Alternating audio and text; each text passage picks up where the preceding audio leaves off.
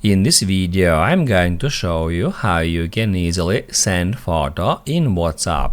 Be sure to watch the video to the very end so you don't make any mistakes, and of course do not forget to like this video and subscribe to my channel.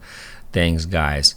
So let's get started, and first off, open up WhatsApp application, then go to chats, and then just open up some conversation.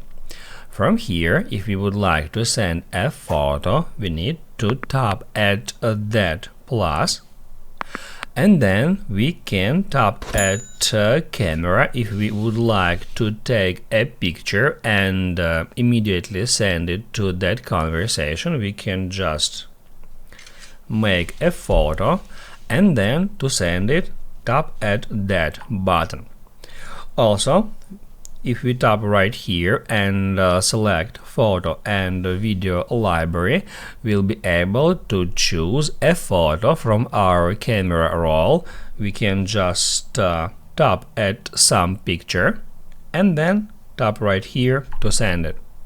That's how you can easily send photo in WhatsApp.